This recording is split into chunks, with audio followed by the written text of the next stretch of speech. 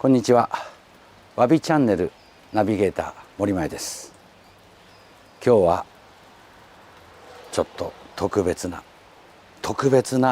世界を皆さんにご案内します。座敷飾り、そしてお客様を迎える姿、これを不肖森前が亭主役であり、愛好家のお客様が訪れてお下がりになるまでの飾り、接客、すべてを一堂にご覧入れます。お楽しみください。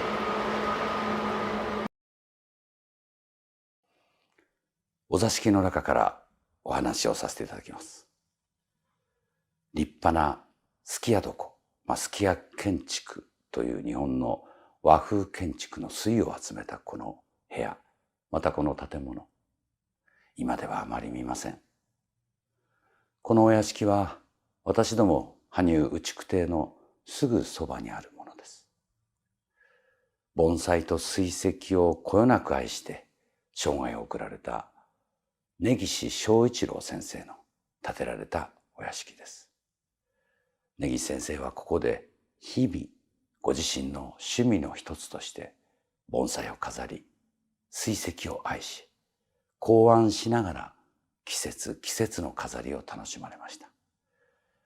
今日はこの立派なお屋敷を使って皆様にそこの主人が友人である愛好家を盆栽や水石を飾ってもてなす世界をご紹介させていただきます。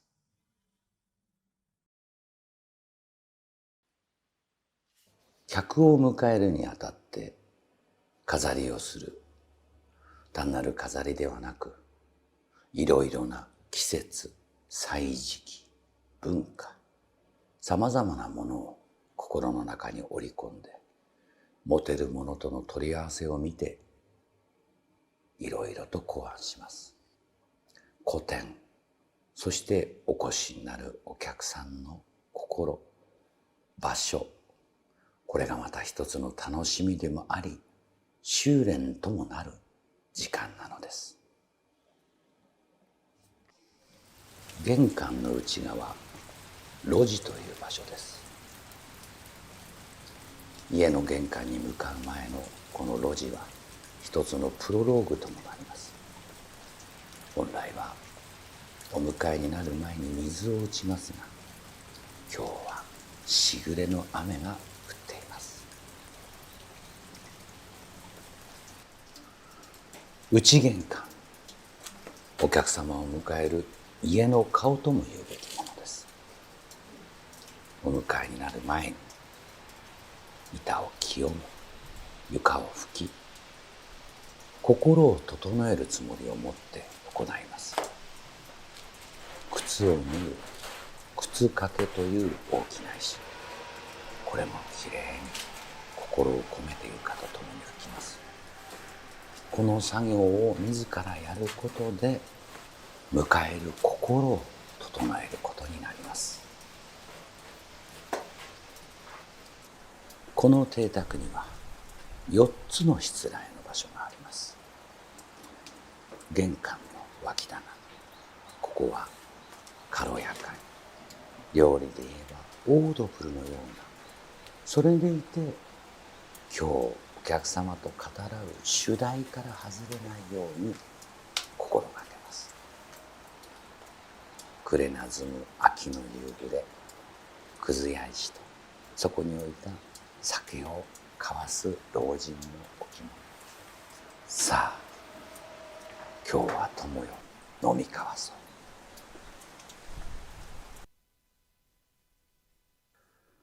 玄関に入っての寄り付きという平らな、それでいて心の深い席があります。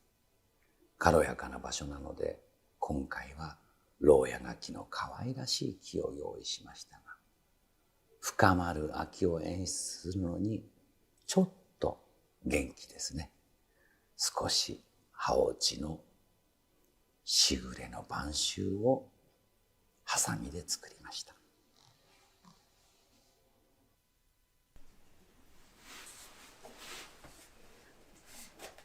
寄り付きの床をかけるときに、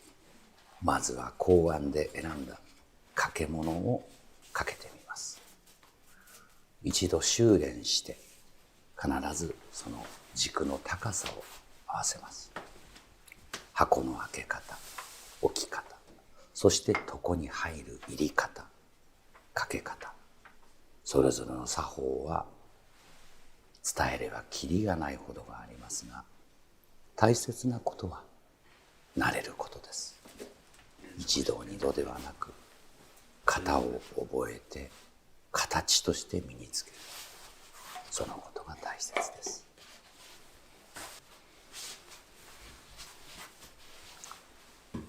先ほどハサミを入れた牢屋柿を掛物に添えて魔調子を合わせて、それを最後にしっかりとこれで良いかと自問自答します。玄関の飾り、軽やかに友と酒を、そして靴を脱ぎ、上がり縁にあるとこにはわずかな実を残す牢屋柿と落ち葉の掛物、晩秋の飾りが入り口に響き渡ります。あえて小さめの盆栽、小さめの掛物、その中に込められた季節と亭主の思いです。この邸宅のメインといえる床の間がある主室です。今日はここで来客者との応対が行われます。つまりこの部屋の飾りが今日の晴れの飾りとなるわけです。掛物、盆栽、水石、三位一体の飾りを入り口から来たプロローグを経てここへ招き入れます。朱木に心拍の銘木、竜がまさに昇り上がるような木の姿、半身を削り、それでも皮一枚で生きて旺盛な緑を描き出すこの木は、細身ながら心拍盆栽の真骨頂を表す木として名高いものです。掛物は雲渦巻く中に咆哮する竜の姿。江戸期の名将加納常信の筆によるものです。来る年は辰年、まさに竜がこの心拍の斜里間のように駆け上り、空高く昇る、そのような願いを込めてもいます。脇床に飾られている石、佐治川の大いなる山並みを見せるこの石は、日本の国、大和の大屋島を連想させます。来る年よ、竜が昇るように、良き年となれ。また、枯れた幹を見せても旺盛な命を繰り広げて、こんな願いを込めた席でのお迎えになります。邸宅の中には、普段の自邸にはないと言われる茶室があります。わずかな空間、小さな床の間、床柱、かまち、いろいろなものがわびすきという状態で作られています。茶室というのは大変小さな空間ですが、精神性は大きな床の間にも勝ると言われるものがあります。禅や茶人たちが築き上げた日本の文化が生み出した小宇宙の大空間でもあります。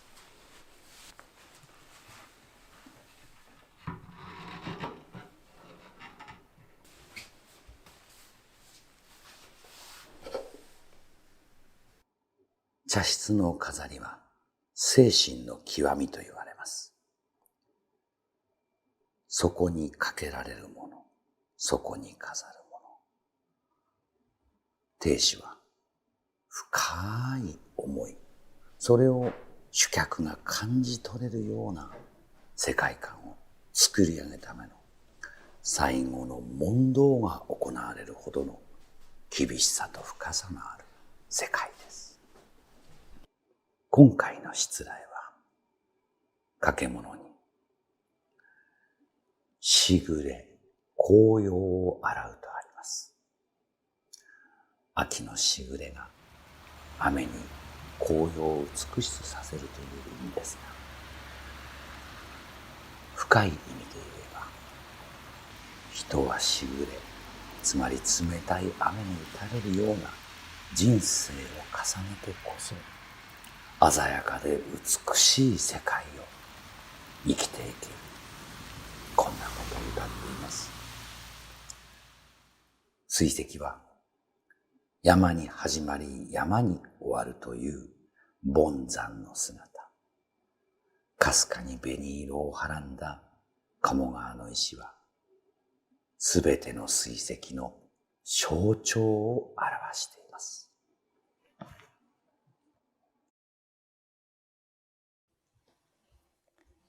いかがだったでしょうか。今日のわびチャンネル。この立派な屋敷を使って盆栽水石三昧の神髄の飾りをお伝えしました。次週はここへ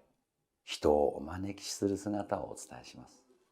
いや、こういうのって久しぶりに見たよと、もっと見たいよ、